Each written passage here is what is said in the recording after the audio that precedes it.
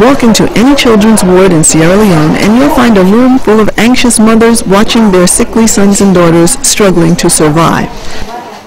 And more often than not, all the children will be battling the same deadly disease, malaria. Marie Foyna has already lost one child to malaria, and now her youngest daughter, Rachel, has cerebral malaria, the most virulent strain of the killer disease. It is a terrible disease. She has only been ill for 2 days. Look how helpless she is already. I am really scared. Stagnant water and untreated sewage are the perfect breeding ground for malaria-carrying mosquitoes. While the disease is also rife in rural areas, years of war and neglect have turned the poorest urban districts into death traps, especially for children who regularly use the rubbish-choked streams as toilet, shower, and playground. The result? One of the world's highest mortality rates for children under 5, mainly from preventable diseases, with malaria accounting for almost 40% of these deaths.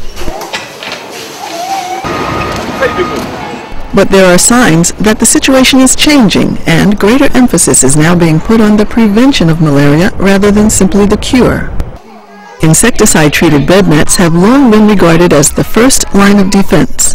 While most communities have still not adopted the nets, an increasing number of families have been convinced to use them by a concerted educational campaign and by the provision of free nets to pregnant women and children under 5.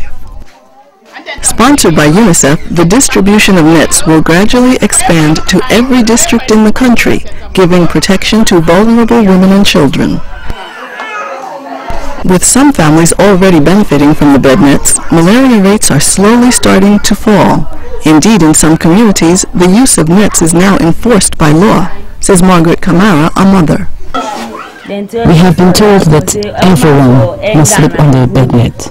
They conduct spot checks from time to time, and if anyone breaks that law, they will be summoned to the chief and fined. So everyone has a bed net and everyone is using it. Obviously, bed nets are just part of the answer. They can reduce malaria but not eradicate it, especially in a poverty-stricken country like Sierra Leone, which cannot afford to tackle the real dirty water sources of the disease. But more efficient diagnoses, drugs, and enhanced access to treatment are also starting to make a difference. Dr. Samuel Smith is the Bambali District Medical Officer. Few children are actually dying of malaria complication because now people are having access to health care, awareness is there.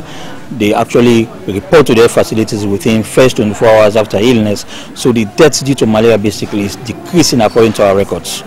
But still obviously a massive challenge. Indeed it is. But little Rachel's life is still hanging by a thread. All her mother can do is comfort her and hope that she will not be the latest to die from this deadly but preventable disease.